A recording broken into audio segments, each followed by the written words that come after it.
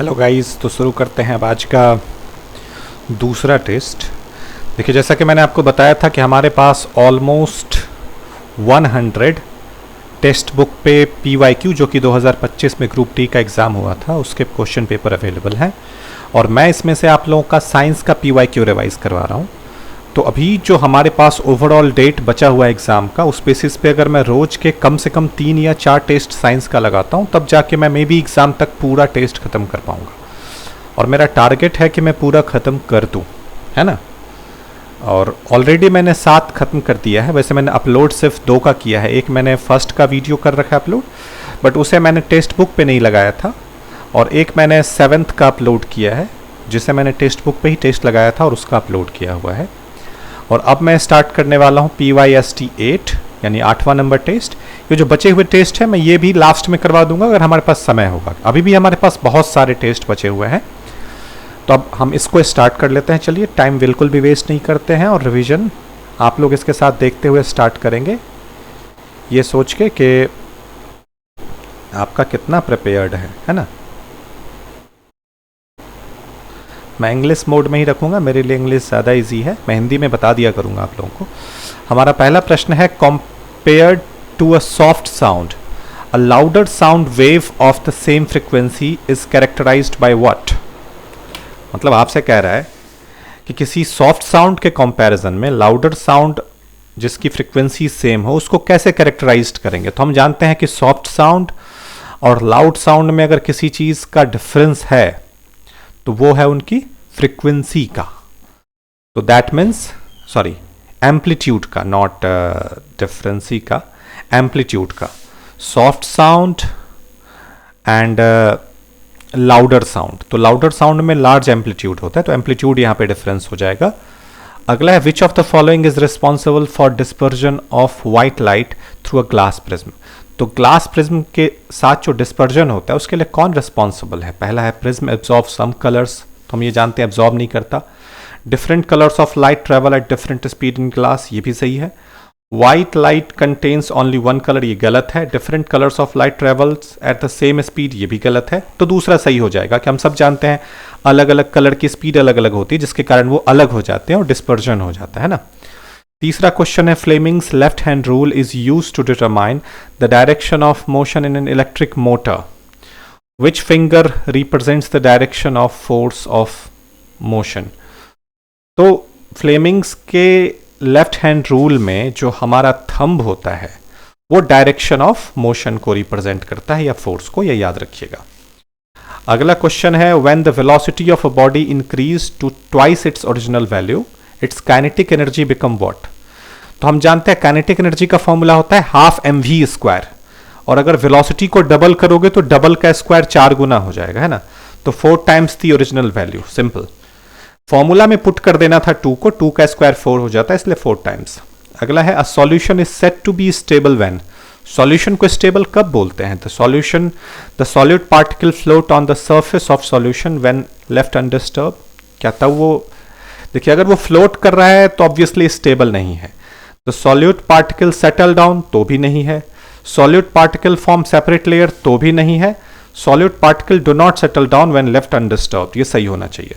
अगर आप किसी सॉल्यूशन को बहुत देर तक छोड़ दो और उसके जो सॉल्यूट पार्टिकल हैं, जो उसमें डिसॉल्व पार्टिकल, वो नीचे सेटल डाउन नहीं हो, इसका मतलब वो स्टेबल है ना। अगला, when a hydrocarbon is burned in excess of air the final product is always what. Carbon dioxide and hydrogen. देखो, हाइड्रोकार्बन को बर्न करोगे तो उसमें 2 चीजें बर्न होगी, हाइड्रोजन और कार्बन। तो कार्बन डाइऑक्साइड तो बनेगा ही, क्योंकि हाइड्रोकार्बन में जो कार्बन है वो ऑक्सीजन से रिएक्शन करके हाइड्रोकार्बन बनाएगा, और जो हाइड्रोजन है वो वाटर बनाएगा। तो कार्बन डाइऑक्साइड और वाटर सही आंसर होना चाहिए।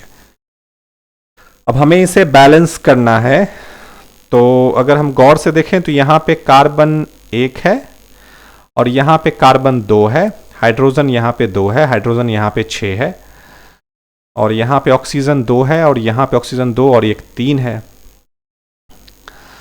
तो अगर हम इस चीज को बैलेंस करें, हम ऑप्शन से ही देख लेते हैं, ज्यादा बेटर रहेगा। अगर यहां पे 1 रखते हैं तो कार्बन 2 हो जाएगा, फिर हमें यहां पे 2 रखना पड़ेगा तीसरे वाले में, तो ये नहीं है। फिर हम इस वाले से सोचते हैं। अगर हमने यहाँ पे 2 रखा तो कार्बन 4 हो जाएगा, कार्बन को 4 करने के लिए यहाँ पे 4 करना पड़ेगा, तो तीसरा वाला 4 है। चलो यहाँ से चेक करते हैं, यहाँ पे 7 रखेंगे तो ऑक्सीजन 14 हो जाएगा, और यहाँ पे 6 रखेंगे तो 6, और 4 हमने यहाँ रखा था तो 8 और 6 14। हाँ, तो ये सही है। आप लोग बैलेंस करके देख सकते हो, वहाँ पे नंबर पुट करके दोनों साइड मिलाना होता है तो पता चल जाता है बैलेंस्ड कौन सा है।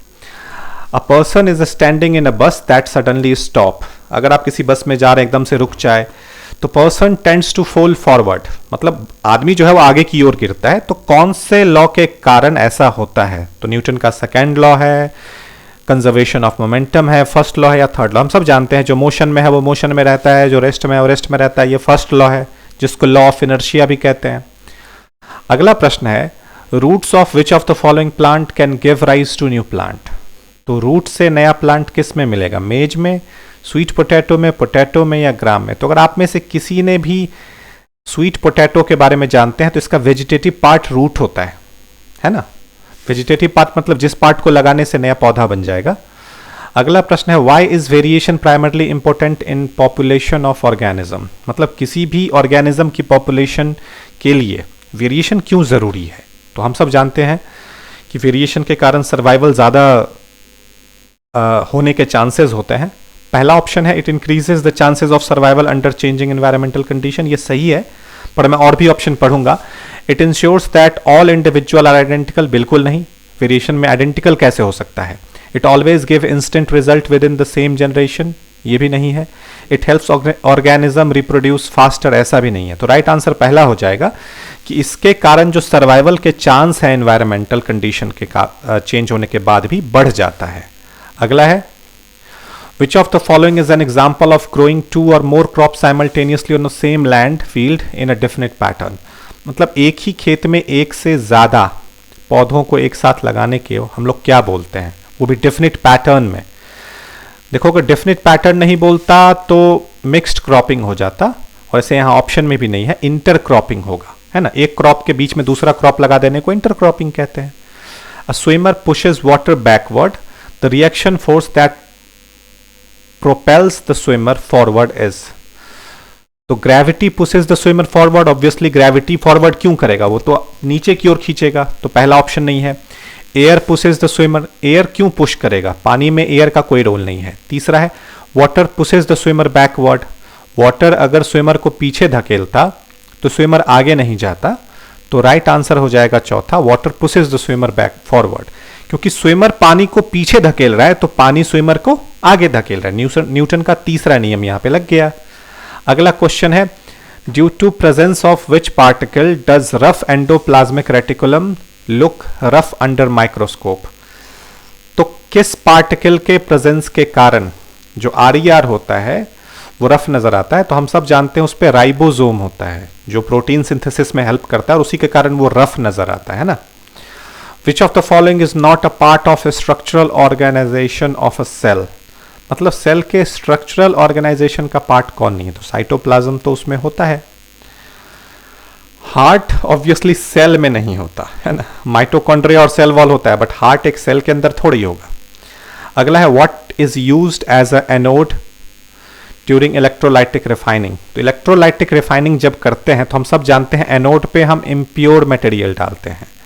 तो strip of impure metal to be used, जिसको रिफाइन करना है वो यूज करते हैं। प्योर को लगाते हैं कैथोड पे, हो गया, एनोड पे इम्प्योर को लगाते हैं। विच of the following is in accordance with law of constant proportion. अगर आप लोगों को लॉ ऑफ कांस्टेंट प्रोपोर्शन पता है कि एक कंपाउंड हमेशा एक ही प्रोपोर्शन बाय मास में कंबाइंड होगा तो बनेगा, प्रोपोर्शन बदलेंगे तो नहीं बनेगा। In water the ratio of mass of hydrogen to mass of oxygen is always 1:8। ये सही है। The ratio of carbon and oxygen in carbon dioxide 3:8। हम देख लेते हैं चेक करके। कार्बन डाइऑक्साइड का फॉर्मूला होता है CO2, कार्बन का मास होता है 12, ऑक्सीजन का मास होता है 16, O2 है तो 16 2 32 हो गया, यानी कि 12:32। अगर दोनों को 4 से कट करें तो 4 3 12 और 4 8 32, यानी 3:8 का रेशियो सही है। और तीसरा है, in ammonia nitrogen and hydrogen are always present in the ratio 14:1। देखो, अमोनिया का फॉर्मूला NH3 होता है और नाइट्रोजन का मास 14 है, ये तो ठीक है, बट हाइड्रोजन 3 होता है इसमें, तो ये गलत हो गया। तो सिर्फ ए और बी सही है, सी वाला गलत है ना। हमसे पूछ रहा है कि विच of the following is in accordance, तो ए और बी अकॉर्डेंस है, सी अकॉर्डेंस नहीं है। What is the exact location of kidneys in human being, human being में किडनी का एग्जैक्ट लोकेशन क्या होता है? In the abdomen, on either side of the backbone, ठीक है, in the chest region, on either side of lungs, in the chest region just below the heart, in the abdomen either side of intestine. तो intestine बहुत नीचे हो गया, होता abdomen reason में ही है, ईदर साइड ऑफ बैकबोन सही आंसर होना चाहिए था। Which of the following statement is correct for the mass and weight of object, mass और वेट के बारे में आपको सही ऑप्शन चूज करना है। Both mass and weight are constant, नहीं, मास तो कांस्टेंट होता है, वेट कांस्टेंट नहीं होता। Mass is variable, weight is constant, ये गलत हो गया। Mass is constant, weight is variable, ये सही है, क्योंकि देखो वेट डिपेंड करता है जी पे, एक्सेलरेशन ड्यू टू ग्रेविटी पे, और वो चेंज होता रहता है। अगला है an electric heater of resistance इतना मतलब 20 ohm operates for 10 minute when connected to इतना, द हीट प्रोड्यूस्ड इज। अगर आप लोग को एच का फॉर्मूला पता है तो एच का फॉर्मूला होता है I²RT, ठीक है। और इसके अलावा और भी कई सारे फॉर्मूला होते हैं, क्योंकि हमारे पास यहाँ पे R है, V है और T है। तो अगर इनके टर्म में हम फॉर्मूला बोलें तो एक फॉर्मूला होता है V²/R into T, V²/R into T. तो V² करेंगे तो 220 इंटू 220/20 और इंटू 10 इंटू 60 हो जाएगा, क्योंकि हमें सेकेंड में कन्वर्ट करना होता है टाइम को, तो 600 सेकेंड हो गया। अब 220 इंटू 220/20 करेंगे तो 20 से अगर 220 को कट करें तो हो जाएगा 11, है ना।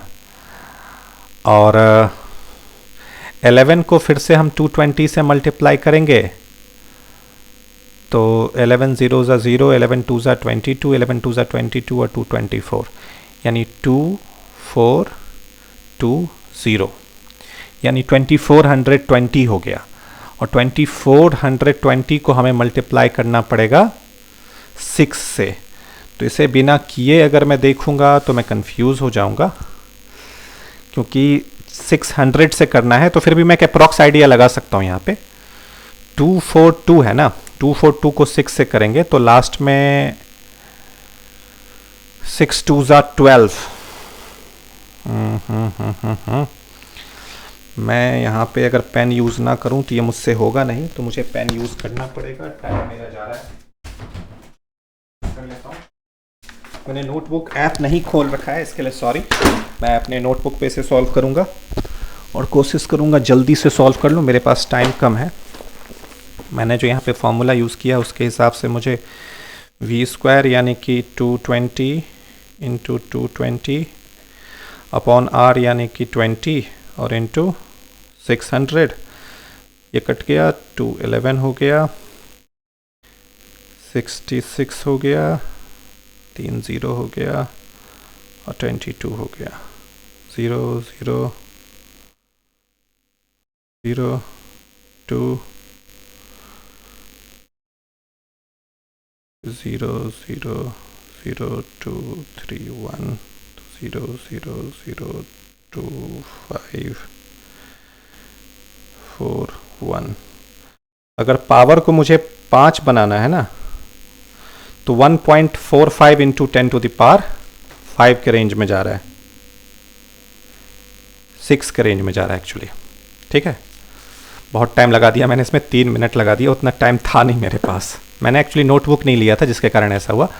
विच of the following statement defines formula unit, तो mass of an atom, mass of one molecule, sum of atomic masses of all atoms in a formula unit of ionic compound and mass of one molecule of a compound को formula unit बोलते हैं। हाँ सही है, formula unit mass इसी का होता है formula।